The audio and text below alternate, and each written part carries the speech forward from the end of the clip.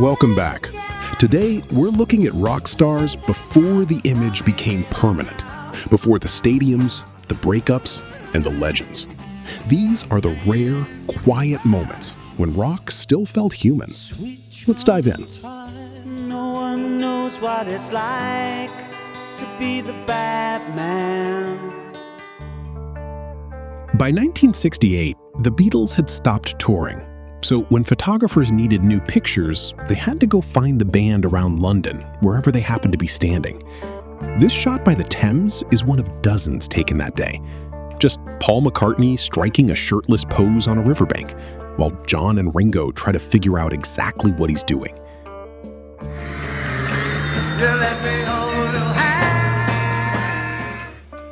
A few years later in Boston, another band was just figuring it out.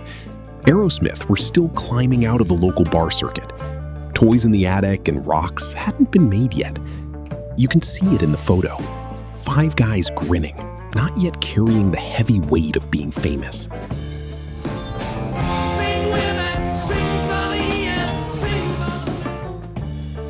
Johnny Cash was already on the opposite side of fame. By 1974, he played Folsom Prison. He built the persona the whole country recognized on sight. A man, a flag, a field. That was enough. High in the Colorado mountains, a different kind of rock story was unfolding. Caribou Ranch was a recording studio built inside an old barn. Bands didn't just record there, they lived there, cut off from everything. Chicago was one of the acts that made the trip. For a few years, some of the biggest albums in the country came out of a barn in the middle of nowhere.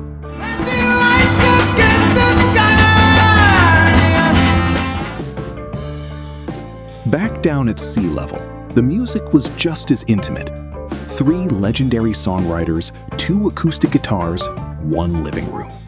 This was the era of the Rolling Thunder Revue, when Bob Dylan pulled together a rotating cast of musicians for a tour that felt more like a traveling campfire. Sitting around trading songs wasn't a rehearsal. For people like this, it was just Tuesday. Sometimes that intimacy was a studio illusion. Stop Draggin' My Heart Around sounds like a real duet. But Petty and the Heartbreakers had already recorded the song before anyone thought to give it to Stevie Nicks. The producer simply erased most of Petty's verses and had Nicks sing over the same track. They barely sang it together in the same room, and it still became a massive hit for both of them.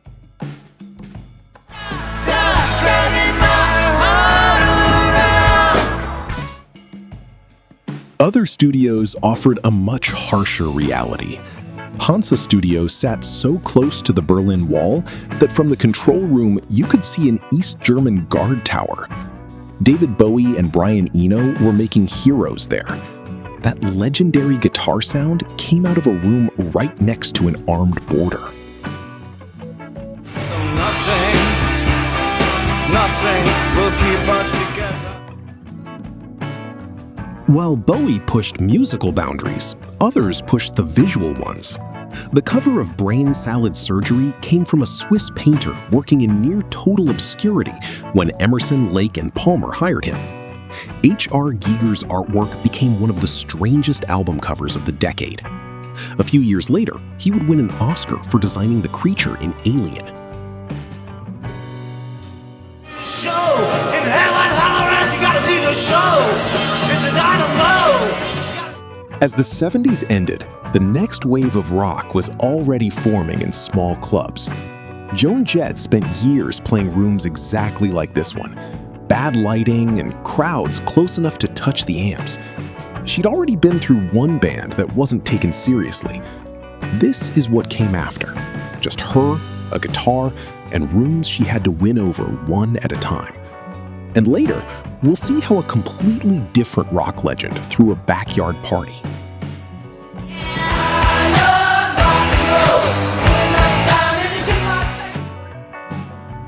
While some fought for the spotlight, others quietly owned the radio. The offstage drama between Lindsey Buckingham and Stevie Nicks filled magazine pages for years. But Fleetwood Mac's third songwriter just kept working. Christine McVie wrote Don't Stop, Songbird, and Everywhere. She mostly stayed out of the public eye, and her songs dominated the charts anyway.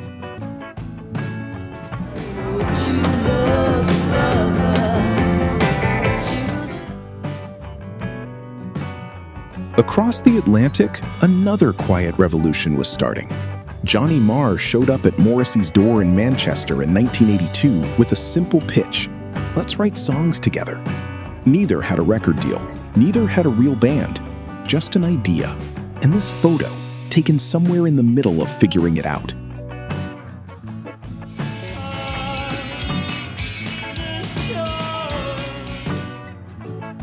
And in a parking lot, 4 young guys were outgrowing the clubs. Nothing about this photo says one of the biggest metal bands in the world. But by late 1985, around the time of this snapshot, Metallica were already in a Copenhagen studio recording Master of Puppets.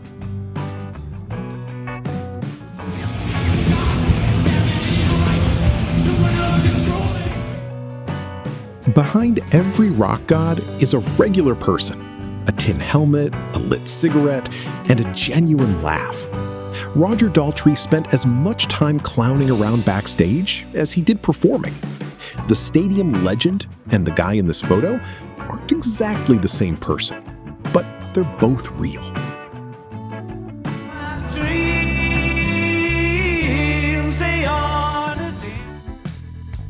For Cat Stevens, the rock persona was something to leave behind entirely.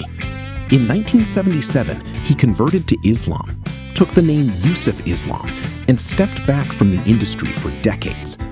This picture, laughing with boots kicked up, was taken not long before that silent exit.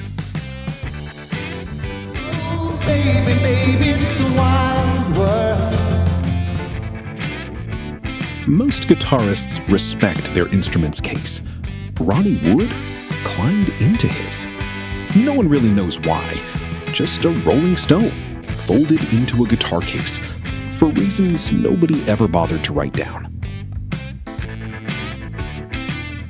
Which brings us to a man who proved you don't need a stadium to put on a show. Just Freddie Mercury in his own garden, wearing a red tracksuit and a feathered hat shaped like a butterfly. It was his 40th birthday party in London. The dress code had one rule: wear a ridiculous hat. Pure, unapologetic Freddie.